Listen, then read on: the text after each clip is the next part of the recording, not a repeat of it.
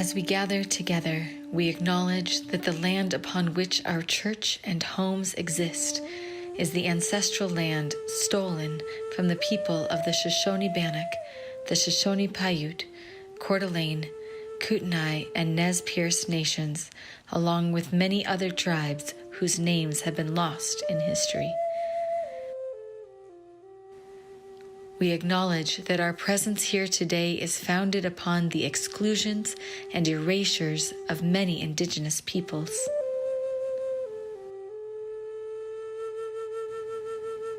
With this acknowledgement, we wish to demonstrate our ongoing commitment to the work of dismantling the legacies of settler colonialism. We honor Indigenous peoples' connection to the land and support their right to sovereignty.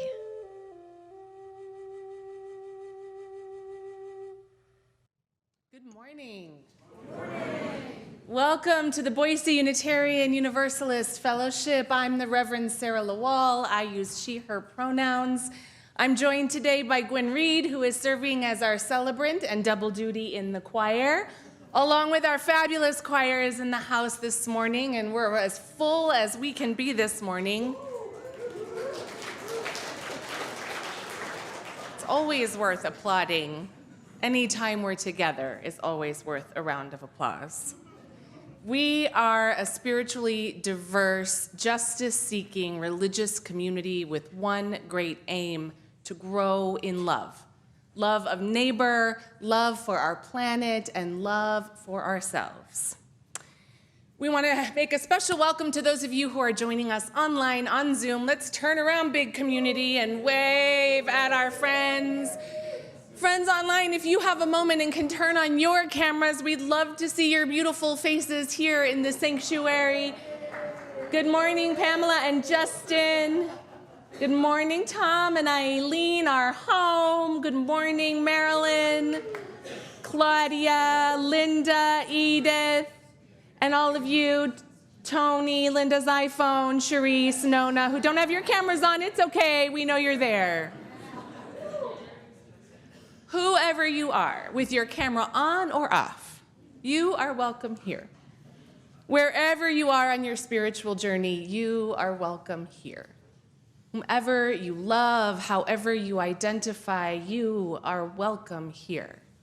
Whatever faiths you have known, if any, however you pray, if you pray at all, you are welcome here. And for our newcomers, we want to offer you a special welcome because we all have been there once, some of us a long, long time ago, but we know how much courage it takes to walk inside the doors of a new community or even to pop in online, even if your camera's off, and take that risk in seeking out something new, to be part of a community, to tend to your own heart. And we're so glad that you have joined us this morning. We invite you to introduce yourselves to us during our hospitality time after the service and in the chat, and fill out a newcomer form. We'll link it in the chat, and you can do that in our entryways so that we can keep you updated with all that is happening in our fellowship.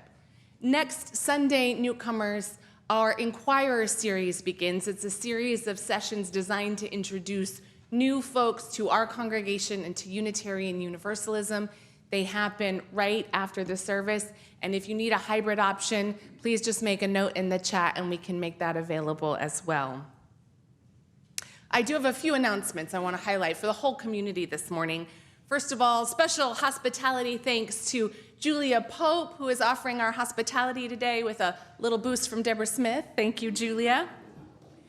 And please don't forget, today is our town hall right after the service. We're going to actually put out coffee and treats here in the sanctuary to encourage you to stay here.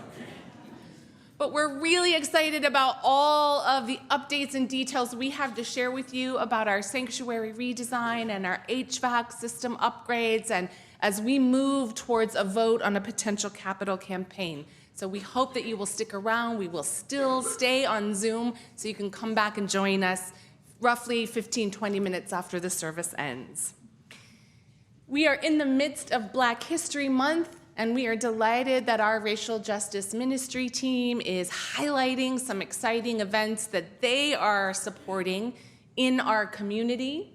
This Sunday, 2 events. You can join author Debbie Irving for a conversation on her book, Waking Up White, at Hillview United Methodist Church next Sunday. Saturday, 17th. Just read the slide, and your email. Same day as the gospel music workshop and then concert. You can do the workshop and sing in the concert. You can just go to the concert, and that's at Nampa Christian Church. That's part of the Black Community Alliances program. And then finally, we're really delighted that we are sponsoring and hosting a staged reading of the beautiful play, Intimate Apparel by Lynn Nottage, directed by Boise's own Lita Harris Newstetter, with an extraordinary local cast. That will be at Boise Contemporary Theater on Sunday, February 25th. We do ask that you RSVP, although it is free, so we can keep track of numbers. And finally, on Saturday, March 2nd, we are also proudly hosting right here in our sanctuary what we are calling a book brunch and community conversation for our trans, non-binary community and allies.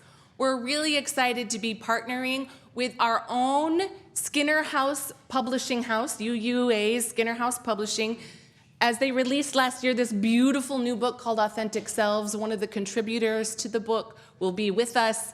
Our local trans community will be with us, and we'll be centering community care and conversation, because goodness knows we're like smack in the middle of the legislative session, and our community is in desperate need of some care. And this beautiful book, full color pictures and stories of trans and non-binary folks and their families from across our country. And that's what we wish to celebrate and lift up. So you can join us and RSVP for that as well. And it's a perfect combination to support our plate partner this month. Every month, we give away 25% of the month's unpledged plate offering to a local organization whose mission aligns with our own social justice mission. We're proud supporters of Add the Words Idaho this month, who are extraordinary advocates and supporters for our LGBTQIA community here in Idaho. Not only are they advocating in the State House, but they're also offering tons of opportunities for community care and reflection up and down the state, in person and on Zoom. They're really extraordinary organization to be working with, and I'm so glad that we're able to support them. You know, there are many ways that you can make a financial gift online, on the app, the QR code, the drop boxes, and of course the baskets that get passed through the house. However you choose to give, however it is you support the ministries of this fellowship and our plate partner, we are truly, truly grateful for your generosity. I've had the great honor of presenting some of our plate partner checks recently, and friends, your generosity is extraordinary. And when we show up at these organizations with the big giant check and the real check, our organizations are so delighted to be seen and recognized, not just to be supported financially, but to know that there are large communities out there cheering them on. So thank you for all of the ways that you support our plate partners. Our spiritual theme for this month of February is breakthrough, the practice of feeling pain. And today's service explores how we break through that particular pernicious pain of loneliness, that pain that's often hidden, not talked about, but which is becoming a public health crisis in our country. And so we'll explore together how we might help ourselves and each other lessen those negative health impacts and that deep pain of loneliness. So I invite you to enter fully into this time of worship. Let's take a breath together.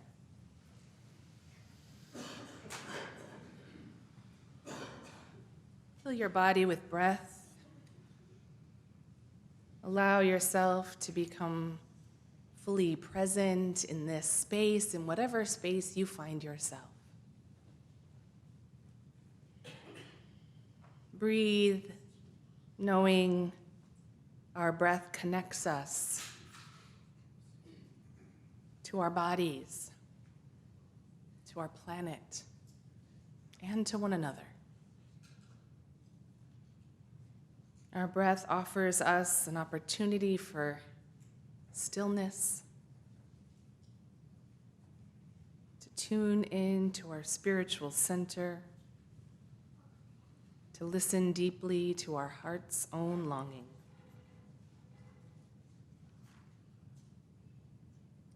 Thou art the song of my heart in the morning. Thou art the dawn of truth in my soul. Thou art the dew of the roses adorning. Thou art the woven whole. Thine is the grace to be steadfast in danger. Thine is the peace that none can destroy.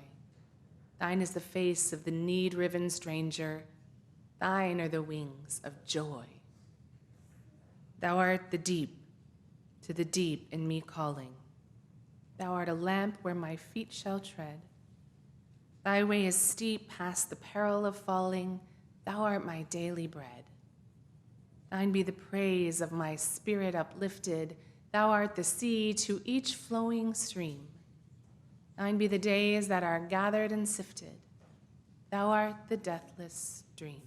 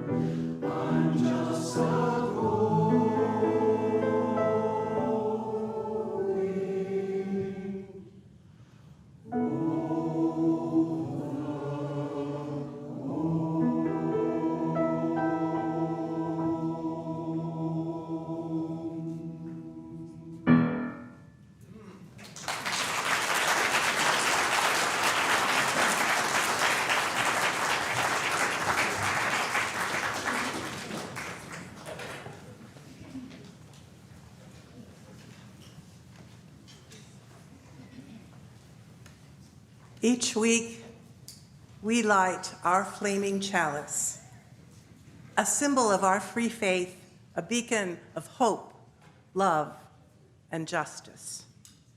We join in this lighting in solidarity and community with other Unitarian Universalists lighting chalices today in churches, homes, and in virtual worship spaces, reminding us that we are connected to one another and to a larger community of faith and love. I would like to invite Mac Pyle to come and light the chalice this morning.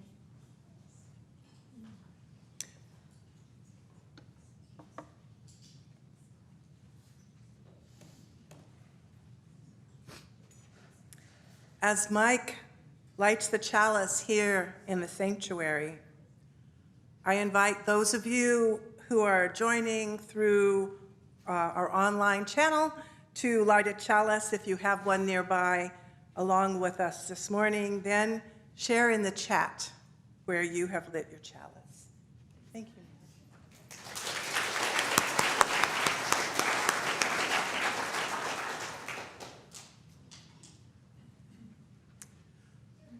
With our collective chalices lit in all our spaces, we offer you this call to worship from Reverend Elizabeth Parrish. Come ye into this house of worship. Come in and find peace and rest, inspiration and aspiration, fellowship and love. Come in and find light for your darkness, a friend's touch for your loneliness, and music for your soul. Come in and let your heart sing for all the blessings that are yours this day. To a light for our darkness and music for our soul, come. Let us worship together.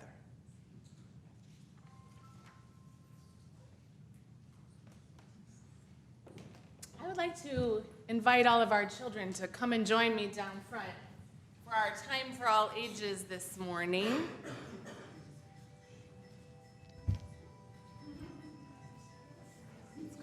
Good. And perfect transition music. Good morning, friends. How's everybody doing this morning? Good. I love the thumbs up. Well, you all kind of went to this side, and I'm gonna come around on this side and sit over here. I feel so far away over there. Who remembers what our theme for this month is? The theme that I just announced. Remember? Yes. Oh, it is Black History Month. What's our spiritual theme? Do you remember from last week what our Earth teacher was? Yeah. Starfish. And what did we talk about with the starfish, Matt? Feeling pain. Yeah. Good. And so sometimes when we feel pain, it shows up like loneliness. Have you ever felt lonely? Has anybody ever felt lonely? It's pretty common and it's pretty normal. And sometimes it can be really hard when we're feeling lonely because we feel like maybe we don't fit in. We feel like maybe we don't have anybody to talk to or play with or hang out with. We maybe feel like nobody understands us. What helps you when you feel lonely? What helps you? Cece? Petting my dog. Me too. Me too. I didn't realize until we got the big dog, that just kind of laying myself right next to the big dog really does help. Little ones, less so. What about you, Riley? Give mom hugs. How many of you like hugs to help you when you're feeling, or even when you're not feeling lonely? What else? Matt, did you have your hand? What else do you do when you're feeling lonely? What's that? Rough housing with friends. Yeah, you know what? I had 11 15-year-old boys in my house yesterday because it was Gavin's birthday, and I saw that firsthand. It made them feel very happy. What about you? Snuggling with kittens, other pets. So we have a story today on video, a beautiful story called I Go Quiet by David Wimet. And it's dark. It's going to make you think of like The Nightmare Before Christmas or Tim Burton, if ever you've seen that. But it's pretty cool. But it's all about how it feels inside sometimes when we feel lonely and like we don't fit in. So let's watch it together. I go quiet.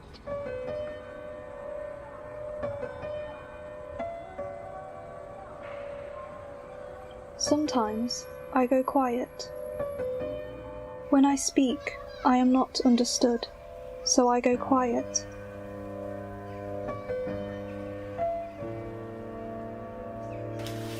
When I walk into a room, I hear whispers.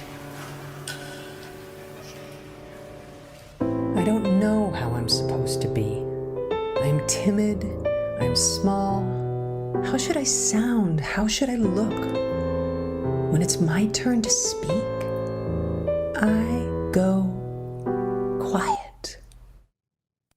Sometimes I feel like a rock in a rattle. Yet, I make no sound. I'm different. I'm the note that's not in tune. I go mousy, I go grey. Sometimes I move away from other voices. I sing silence as loud as I can. I sink into a slow-moving smog. I don't always listen. My thoughts wander to other things.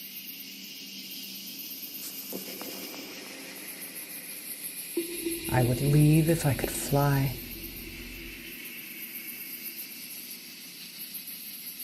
From time to time I imagine where I'd like to be.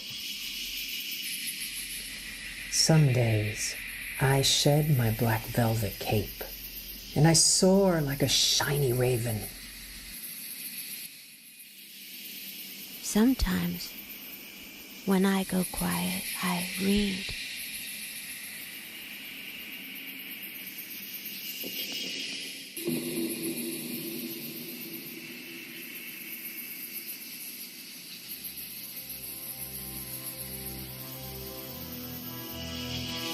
When I read, I know there are languages that I will speak.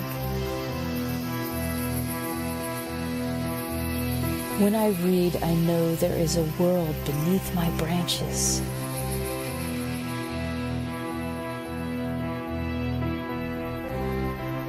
I read that every living thing is a part of me.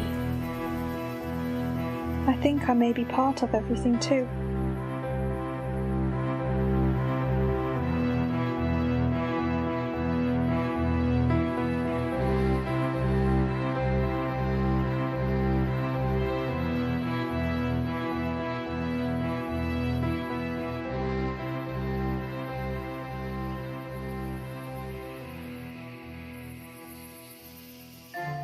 I'm not so different. And I am not so small. When I am heard, I will build cities with my words.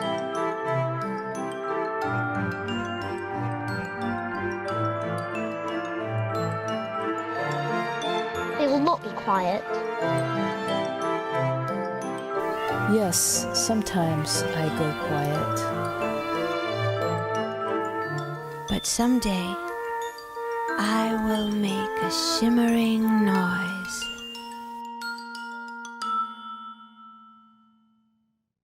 Very cool. How many of you have ever felt like the I Go Quiet character?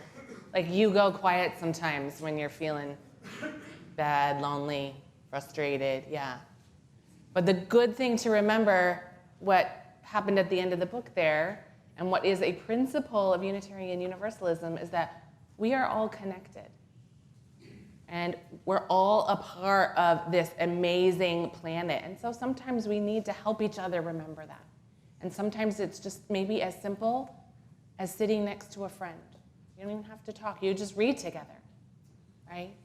Or ask, or introducing yourself to someone, or writing a note and giving a note to someone, sometimes anonymously, or just handing them a note. It's really fun to do that. So maybe you'll get to do some of that in your religious exploration time today. So let's stand and sing our community blessing together.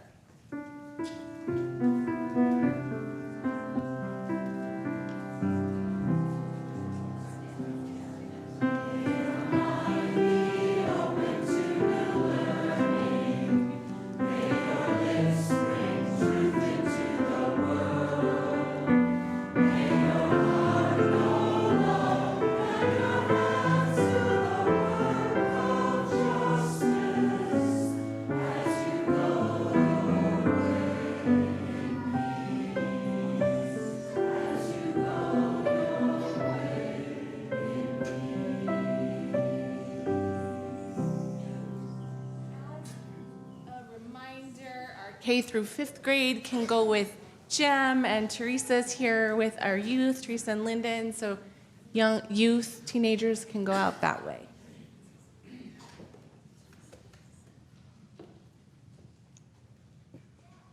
Our offering each Sunday is a reminder of the gifts we have to offer the congregation.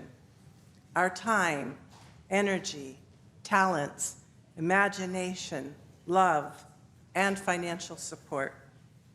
This beloved community exists because we make it so. When we give, we are declaring that there is still hope, love, and caring. We commit ourselves to do work for justice and compassion for all people and our earth.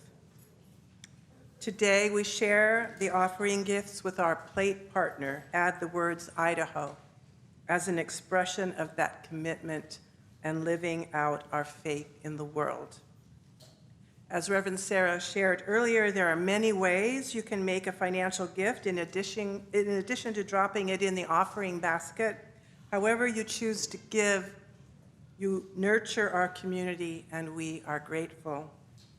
I invite the ushers to come forward. Our offering will be gratefully received.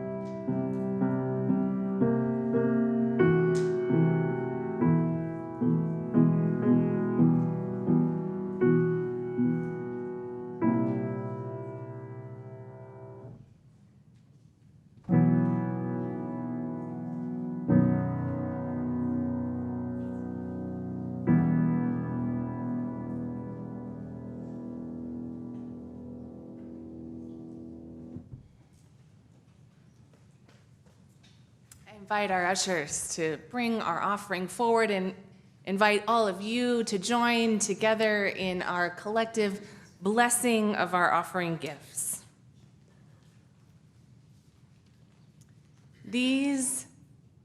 Join me, friends. We bless these gifts, sorry.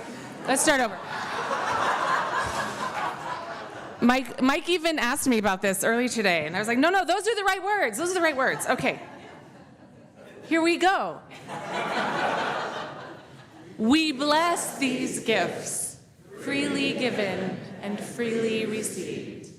May they help us live out our Unitarian Universalist values within and beyond our walls. Amen.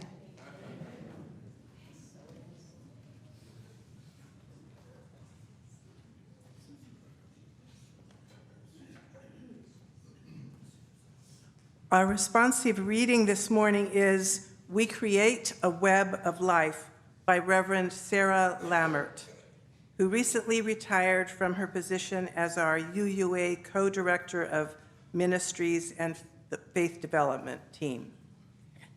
You're invited to join in on the response.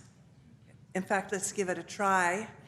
We create a web of life. We create a web of life.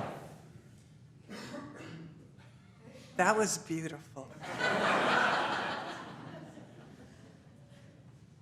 So it will be bold on the screen, and I'll read the smaller font.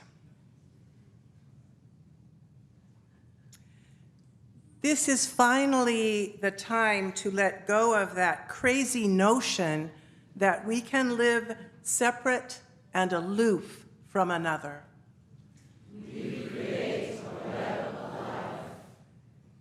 This is the time at last that we come home to each other, to our mutual belonging. We create a web of life.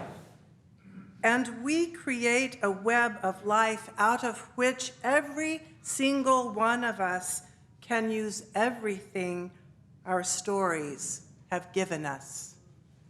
We create a web of life. Every part of our lives, even the cruelty, even the abuse, even the addictions, even the loneliness, even the failures. We create a web of life. A web of life is created within which you can rest in that knowing, because out of that, you can act. Out of that, all power is yours. Out of that, you travel light. Out of that, you can step forward. We create a web of life.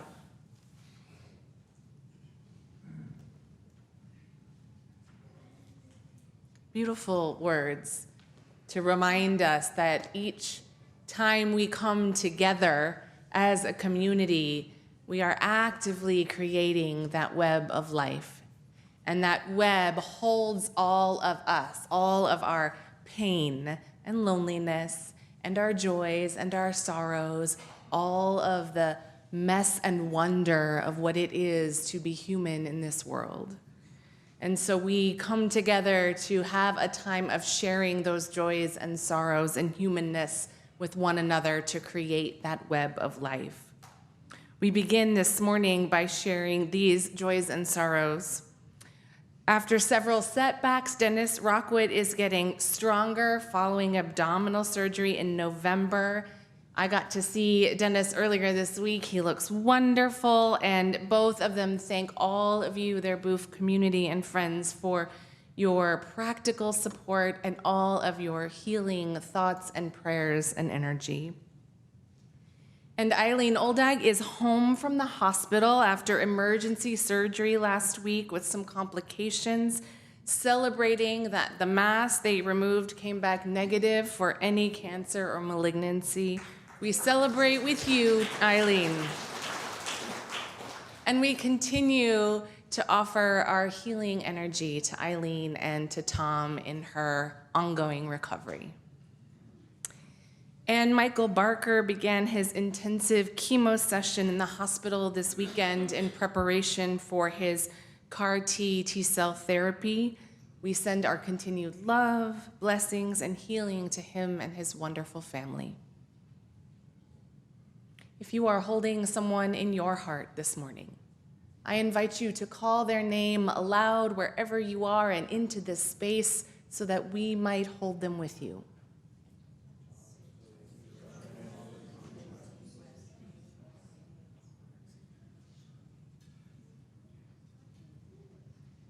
May the arms of this community create the web of life that holds all our joys and sorrows.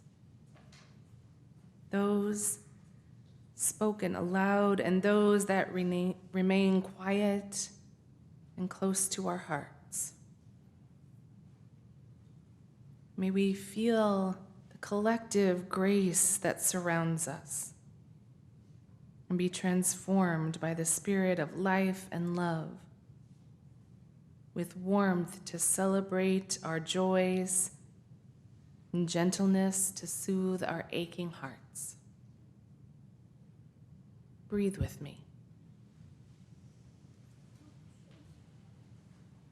Fill your body with breath. Breathe into this sacred space, in your sacred space, wherever you find yourself. Breathe with beloved community, filled with loving kindness. Breathe with wholeheartedness.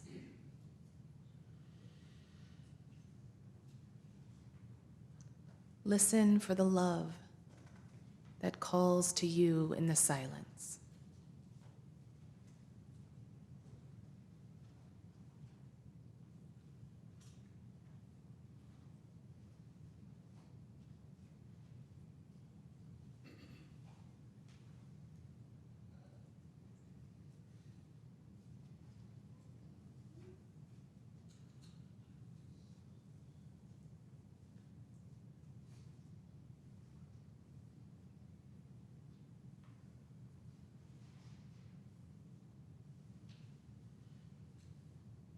Blessed be.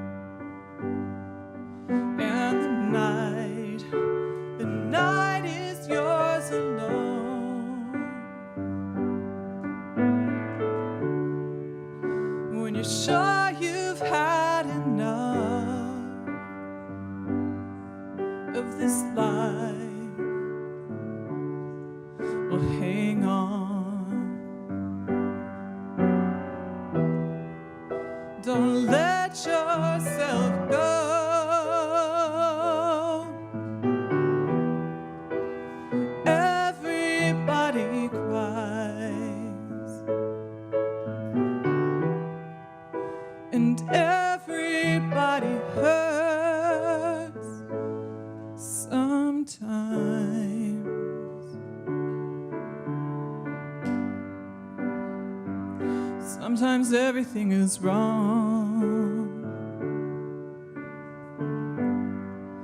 Now it's time to sing along when your day is not alone. If you feel like letting go, when you think you've had too much of this life, will hang on. 'Cause everybody hurts. Take comfort in your friends. Everybody hurts.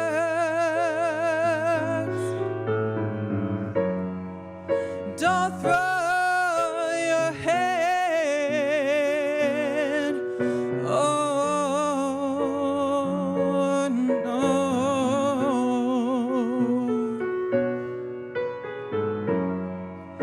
Don't throw your hand. If you feel like you're alone. No, no, no, you're not alone. If you're on your own in this life, the days and nights are long. When you think you've had too much of this life to hang on. Well, everybody hurts. Sometimes everybody cries. And everybody hurts. Sometimes.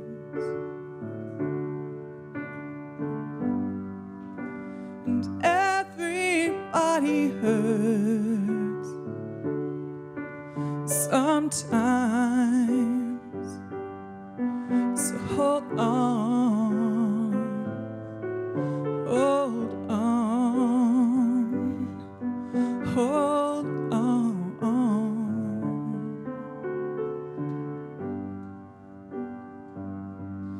Hold on.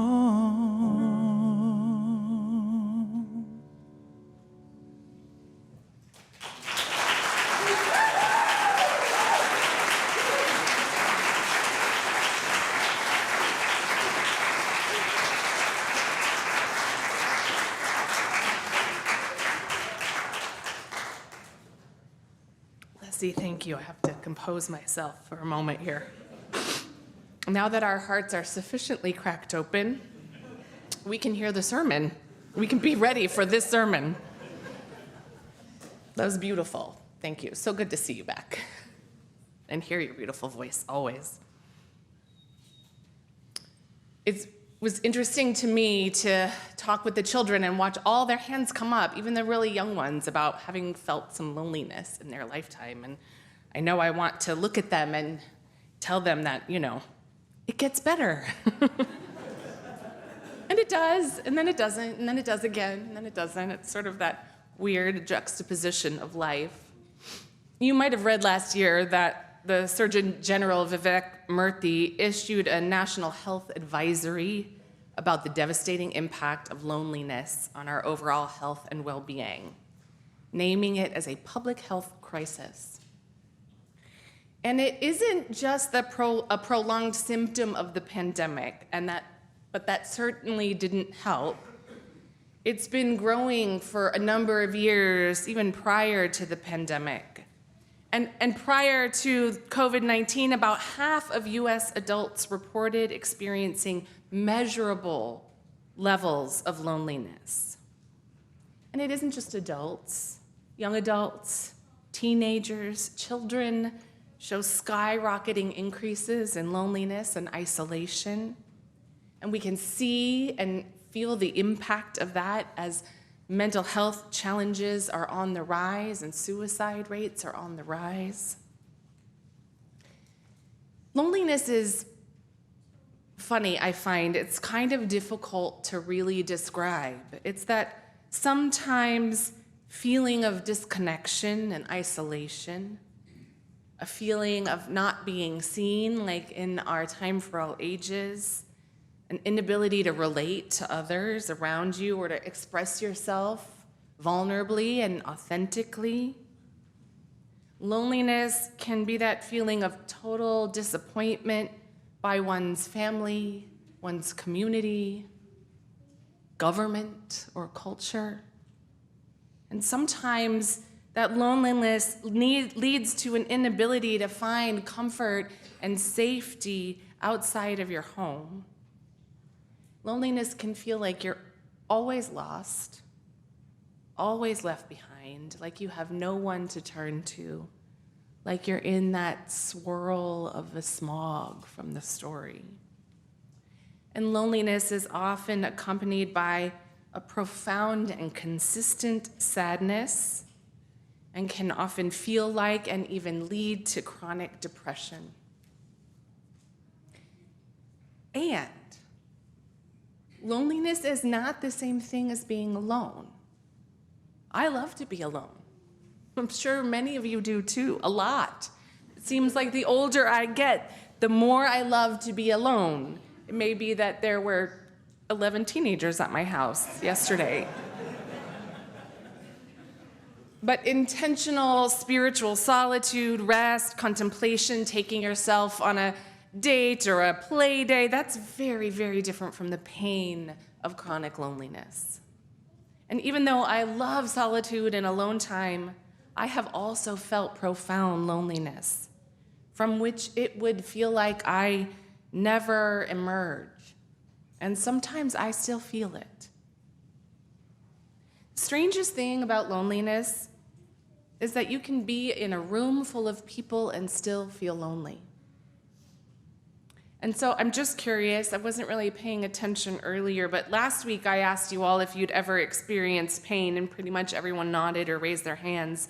So I wonder if this week, and you can raise your Zoom hands on the screen, if you'll be vulnerable enough to raise your hand if you've not just felt lonely in momentary situations, but if you have sat with a longer, more consistent feeling of loneliness in your lifetime. Look around, people. Keep your hands up. Look around. That's a lot, if not most, of us. It's huge. And there's something about feeling stuck in that pain of loneliness that tricks us into thinking that we are the only ones who feel this way, and that no one else can understand, and that there is no one to talk to, because who would want to listen to us about our loneliness and sadness anyway? In researching this topic this week, I stumbled upon this beautiful website called The Loneliness Project. It's a gorgeous collection of stories submitted by regular people and published online weekly. It's from the UK. They have a submission form that asks a series of prompts. The last time I felt lonely was. To me, loneliness means. One of the first times I realized I was lonely was. And then tell me a story of a time you felt the most lonely. And on this website, you can scroll through these apartments. They just keep going, and click on one and read people's answers. Here are a few. Chloe, age 15, shares, the last time I felt lonely was every time I'm by myself with my thoughts. And that loneliness means being the person people see you as instead of the person you know you are. And one of the first times she realized she was lonely was when she was really upset and needed someone to talk to, but realized that I didn't have anyone to confide in. And Chloe ends the last line of her story with these questions. If I'm the only person that actually knows who I am, how does anyone really know me at all? Are we really the people we know ourselves to be if everyone else has a different image of us? Do I exist outside that image of me? when I read Chloe's story and so many other teenagers like her, and I just wanted to put my arms around her, but not to say that it gets better, but to say, I have been there too. I have felt that too. That really resonated with me. And Penelope, age 70, writes, the last time I felt lonely was every day for many weeks. To me, loneliness means, Penelope says, my friends have all moved away or died. Except for taking my dog to the woods or the beach, I'm always home alone. I used to be very sociable, hosting regular dinner parties and visiting with friends. Now I have no one in my life and feel completely isolated and very lonely. And one of the first times Penelope realized she was lonely, she writes, was when I had no one to talk and laugh with. And while it pains me to admit it, those words resonate with me too. I'm sure they resonate with many of you. I have heard those words from people in my life, in this community. And reading through many of these stories was heartbreaking. It was also comforting. There are so many stories that resonated with me because I've felt very many of those same feelings.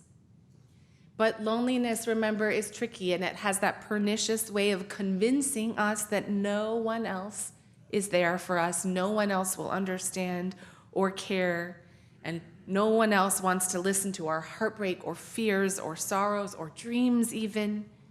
And then it just feels so much easier to isolate and convince ourselves we're fine alone, that we don't really need anyone.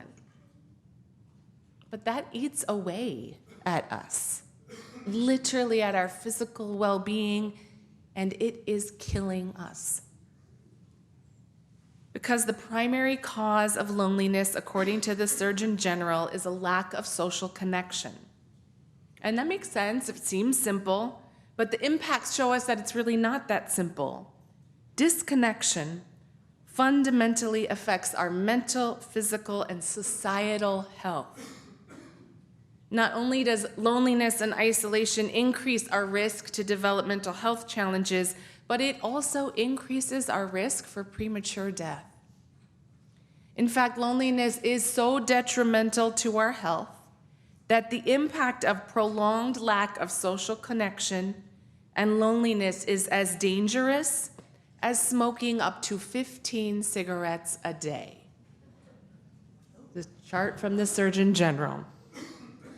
It's as detrimental to our health there as drinking 6 alcoholic drinks a day, physical inactivity, obesity, air pollution.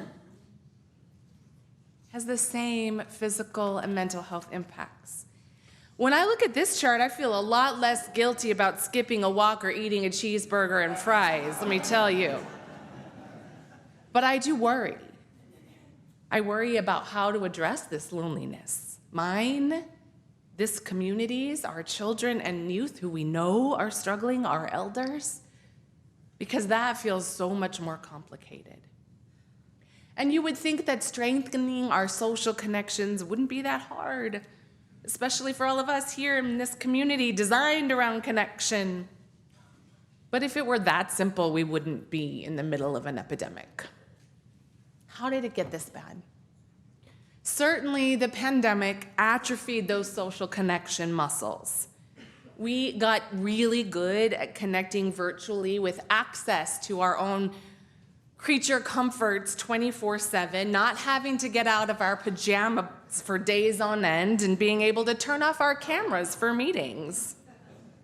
I remember when we first started coming back together in person, how strange and uncomfortable that felt. Just to walk up to someone and start a conversation or introduce myself on a Sunday morning, and it's my job.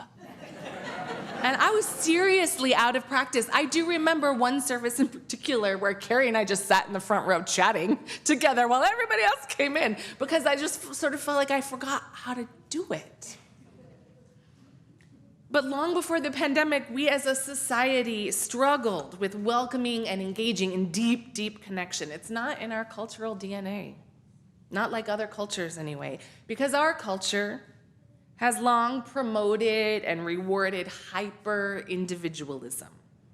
We are told by all the messages of society and capitalism to be unique individuals, to distinguish ourselves from others, striving, working hard to achieve our dreams. And all of that can contribute to isolation and loneliness because we lack a shared identity and connection to community. But in Okinawa, Japan, they practice a long-held community tradition of creating moai, friendship groups. These are social groups that begin in childhood where parents connect children together and they make a commitment to each other for life. Moai meet weekly, sometimes a couple times a week, and become like a second family to one another, offering social support, work support, fun, sometimes gossip, and even financial assistance when needed. And some moai have lasted over 90 years. And I think about that. Think about the commitment for life with the same group of people. I think about how it very much must feel like family, which means it isn't all shiny, fun, and beautiful all the time, right? Like we think social connection and friendship groups, and wouldn't that be great? My whole life I have friends every time. But if you're with those people that much for 90 years of your life, you're gonna get kind of annoyed at someone once in a while, and you're gonna just wanna wash your hands of them.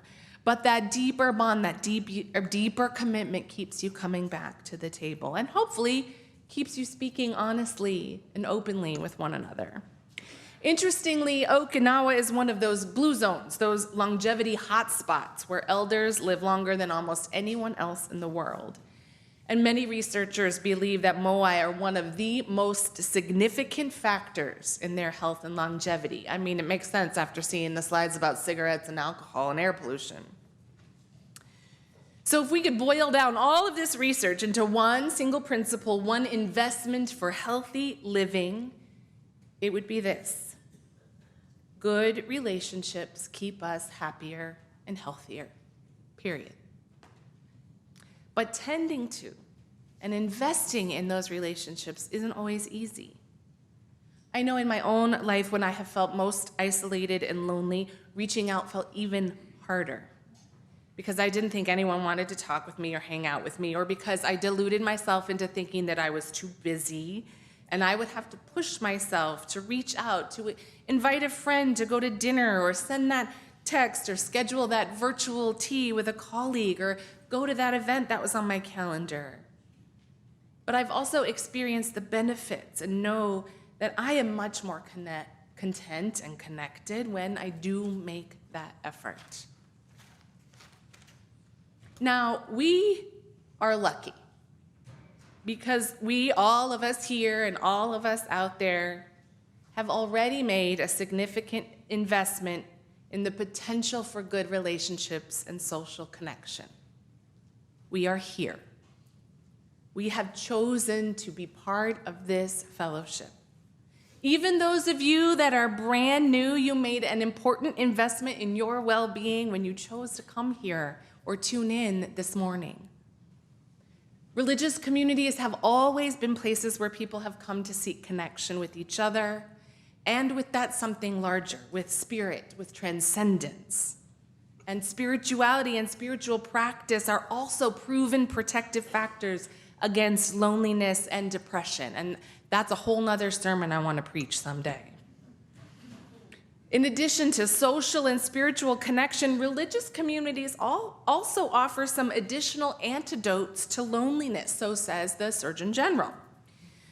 Religious communities are places that help us connect with opportunities to serve others. Service, serving others, doing good for others being one of those protective factors. To participate in civic engagement, and to practice gratitude and kindness and respect, centering our values, those Unitarian Universalist values of inherent worth, justice and compassion, peace and liberty, spiritual growth and learning, all of it. But here's the thing. We the church, we can create spaces and places and programs and opportunities for all of these wonderful protective benefits, but we, the individuals, still have to make that investment. We still have to prioritize making those connections and nurturing those relationships through regular, high-quality engagement with other people. We have to reach out. We cannot just wait for others to connect with us. We have to be the joiners. Now, I know from conversations with so many of you over the years that there are moai within this very congregation.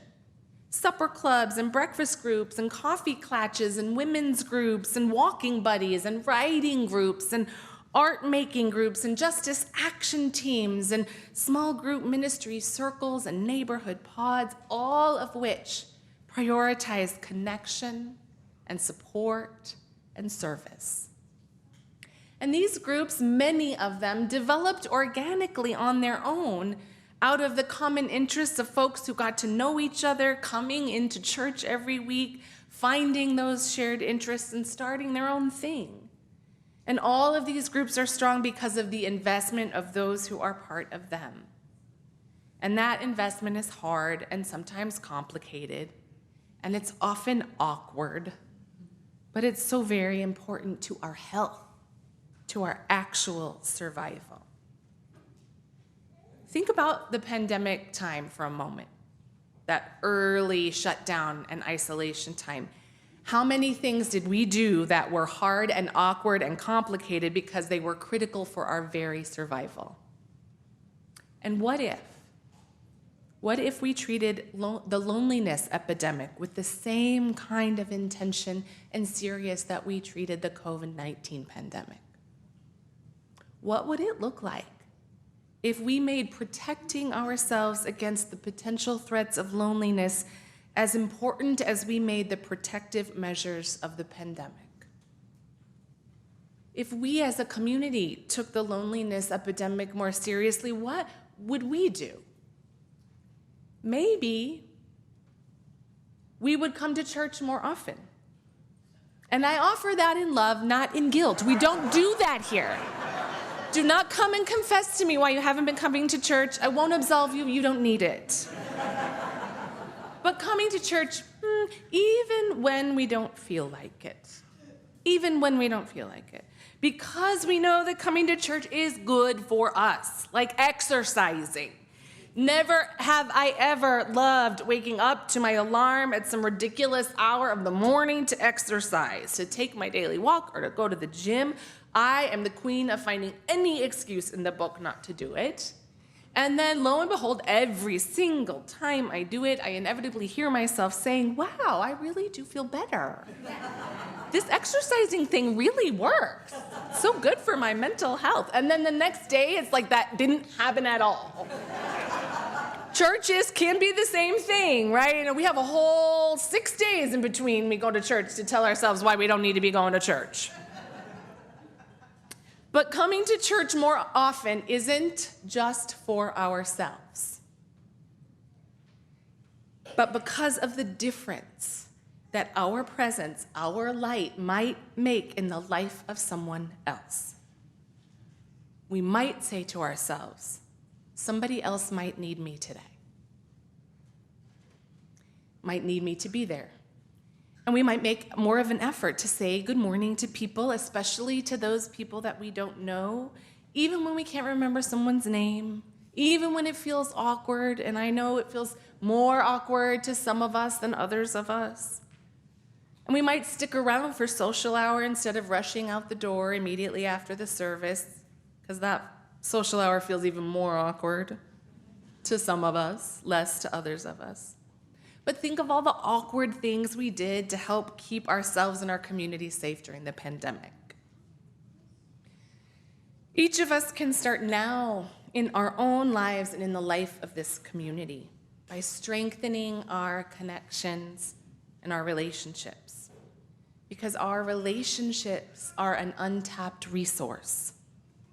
meaningful, fulfilled lives of purpose and service and love and connection, focusing on that instead of hyper-focusing on all of the problems and distractions is life-saving, literally life-saving. And how lucky are we to be here in this community, together, to help us have a launch pad to propel us up and out of the pain of loneliness and save each other's lives. Let us all be a part of making it so, every week. Amen.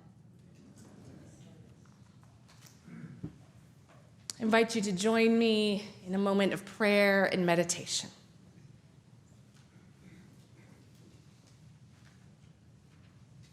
Spirit of life and love,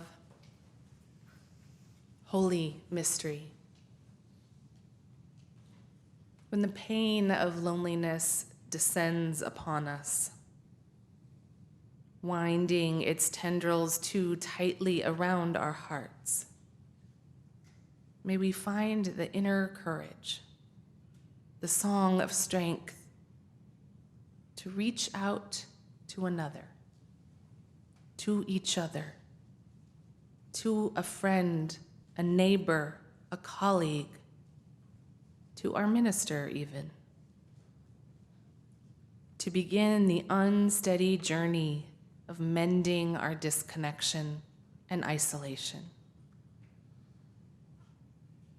And on that journey, may we take time to notice and welcome those who journey with us, to open our eyes and ears and hearts and minds, recognizing that we are not alone, that too many share this pain. So let us also push ourselves to be a presence, a source of comfort and strength, a listening ear who can say those all too easily forgotten words, me too.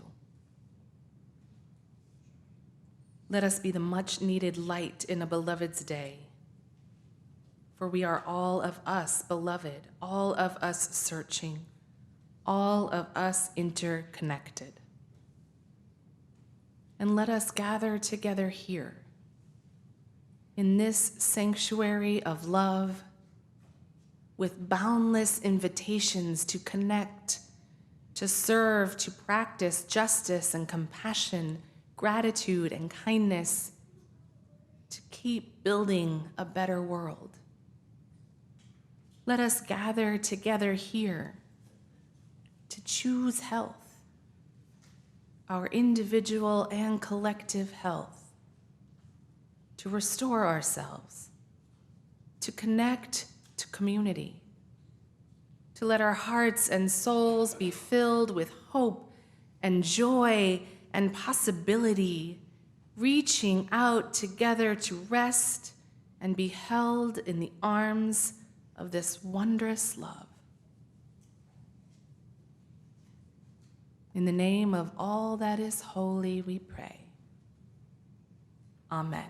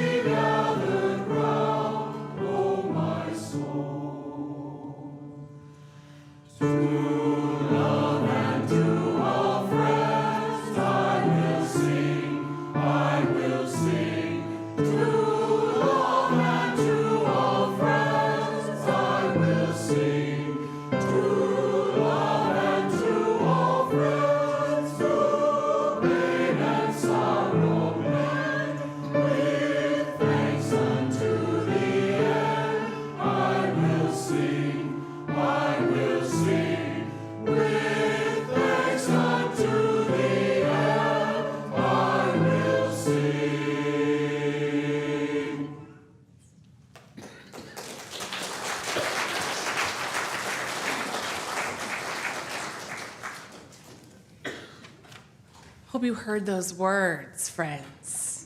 Hope you heard those words. When I was sinking down, thanks to all friends who help the heart to mend.